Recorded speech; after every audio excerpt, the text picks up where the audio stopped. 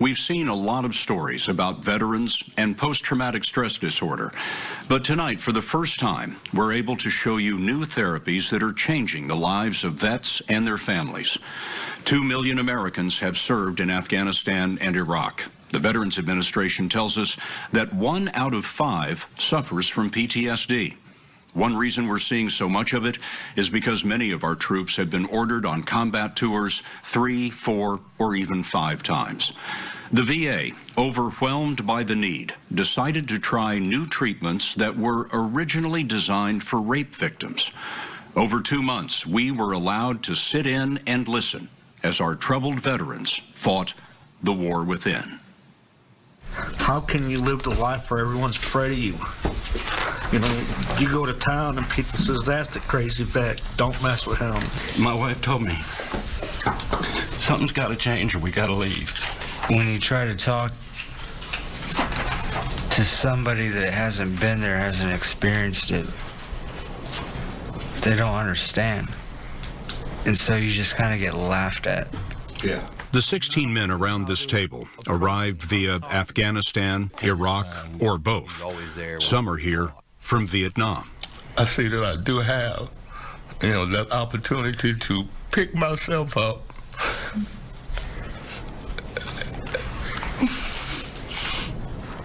at 63 years old and start all over again. They've started over again many times, but their path has led back to isolation, drugs, booze, and suicide attempts. Now, they're in the VA hospital in Little Rock, Arkansas, where they will live for 8 weeks to break through the emotions that have derailed their lives. Depression, anxiety, anger, worthlessness, guilt. Guilt? Survivors, guilt. Why me? Why am I alive? Why are they not? That's one of the hardest thoughts to deal with, Eric Collins was wounded in a rocket attack in Afghanistan. Over a year, 17 of his buddies died. How did you cope with these feelings of anger and depression and guilt when you first got out? Alcohol, and lots of it. That's where it started off. And alcohol led to my depression worsening, which led to more substance abuse. Crack, cocaine is my drug of choice. So my whole life spiraled downward out of control. To take control, Collins volunteered for one of the new therapies called prolonged exposure. It forces him to work at remembering every detail of what he's tried to forget. Next thing I hear a loud boom. My ears start ringing. And I wake up, open my eyes, and I'm on the ground. Dr. Kevin Reeder runs the program. How are you feeling at this point? What were you feeling at that time? Anger. I'm scared. Feeling pain. My leg, my back, my arm, my whole body. Okay, let's go from the beginning. Gotta keep doing this. Next thing I know, I hear a loud boom. They call it prolonged exposure because Collins will relive the story of the attack 5 times a session.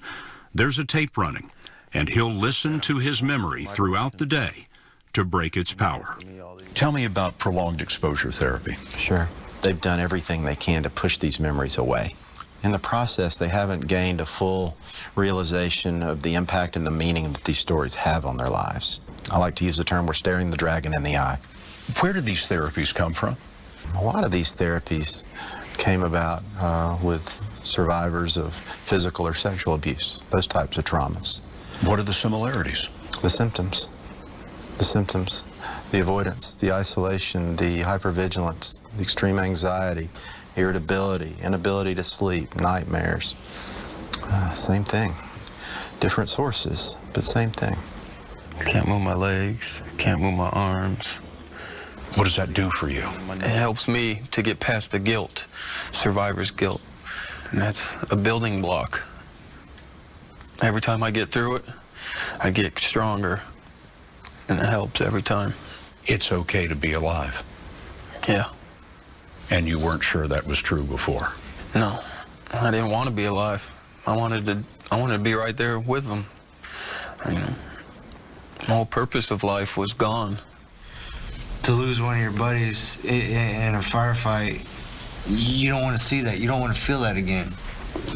And so, yeah, when you get back to the rear, you're pissed off because you don't want to get close to anybody anymore. Anthony Appolito experienced those multiple tours we talked about. He fought for a year in Afghanistan, spent 1 month at home, then went to Iraq, and later Afghanistan again. The more deployments you get, the more time you spend out there, it just keeps on stacking. I mean, the first one, it hurts, but you don't get really time to heal. And then another one happens, and then another one. On his first tour, Appolito's patrol was ambushed. 2 buddies died, and 20 were wounded. I had no weapon. No one had my back. They write about days like that in the other key therapy here called cognitive processing. After a trauma or multiple traumas, often a person can believe the world just is a dangerous place. And so what we do with CPT, cognitive processing therapy, is they write an impact statement at the beginning of therapy to show them the impact of the trauma on their lives and on their beliefs. Yes, I have worked on it. They read that statement about the trauma to the group, and then they discuss how their lives are still held in the grip of war. I probably still need some work. I never had a fear of life. I never had a fear of living. I never had a fear of going to the gas station and getting shot while I'm pumping gas because I needed gas in my car. They plow through a workbook that challenges their guilt with statements like, "I shot a woman in combat, therefore I'm worthless," or "My friend was killed by the enemy, I'm responsible." Cognitive processing tries to put the war in the past and help them re-examine who they are today. It's tough. We noticed this on Appolito's workbook. How many of you would go back to a deployed environment with your branch of service right now if that opportunity was available to you? A lot of hands up. Real quick, why are your hands going up so much? You miss everything about how hard it was, how bitter you got, how angry and emotional, the things you saw, and you missed that camaraderie, that brotherhood, your buddy. Yes, that downtime, the struggling with things, man, it's everything, but you miss it, you mourn that. It's weird. It's that intimacy. I will never get that back. None of us will ever get that back. And that's Gable Darbone never planned to be part of that brotherhood he mentioned. In 2001, he was out of high school, headed to college. But then 9/11 pushed him to an Army recruiter instead. My mom, I remember she was crying in the kitchen. She goes, "Gable, you don't know what it's like for those boys coming back from Vietnam, how hard they had it, and what they came back with." I said, "Mom, it's different, though. We got attacked. We got attacked." I said, "I'm volunteering." I said, "I'll take anything. You know, I'm willing to give my life." That's how strongly I felt. Because I joined to serve my country. I joined to protect my freedoms, my future kids' freedoms. Darbone was one of the most thoughtful people we met. He served in Afghanistan and Iraq. One day, his unit was clearing a house. It exploded, and 2 buddies were burned. You can get angry, get mad. You know, we get very angry. And we took it out on certain people, you know, and you enjoyed it at the time. You did. You did things to Iraqis that you're not proud of. Of course, but that was surviving emotionally, mentally. I was never a violent man. I became different, slowly. We all have that instinct, that survival instinct. And that survival instinct is very real. At home, the survival instinct didn't let go. Darbone was like most other vets here. Certain triggers brought the instinct back. The smell of diesel returned him to his combat outpost. Crowds made him fearful. I started isolating. I couldn't do anything. My dad had to come over and mow my lawn. Mom had to come over and pay my bills. I wouldn't leave my house for a day or two. I didn't want to make small talk. I didn't want somebody to ask me, "Hey, how you doing?" I didn't like those words. You know, I got very secluded, like a recluse. For 9 years, Darbone told himself he was okay or would be okay. And then the folks at work urged him to get help. This was Darbone after 7 weeks of self-examination as they all prepared to go home. And when I went in, I had a heart. And I volunteered. I don't blame nothing on anybody. I don't blame nothing on myself. I don't blame nothing on my leaders. In fact, I had good leaders. I blame nothing on the Army. I think it's just the way it is. And it sucks. I hate it. I hate it. I don't want to go home.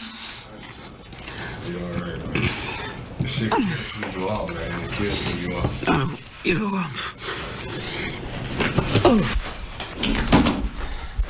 people would always ask me when I came back, so what do I tell my boyfriend when he comes back, or how do I approach this to my son? I said, when he starts talking, just listen.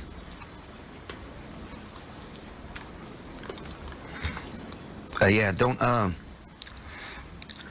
judge it. You know, just listen.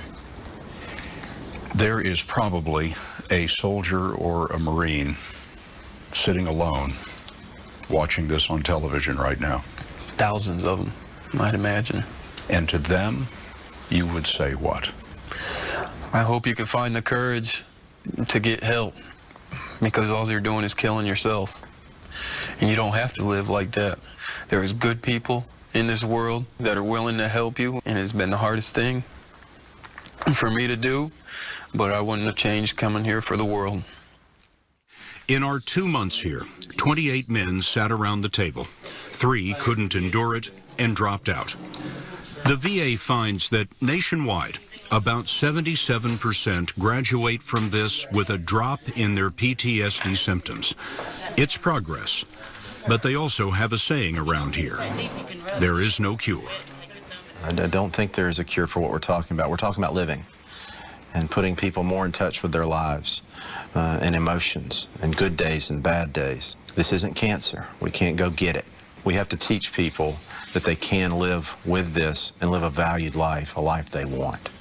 After 8 weeks here, how you doing? How am I doing? I don't know yet. That's an honest answer. But I know deep down inside, things will work themselves out.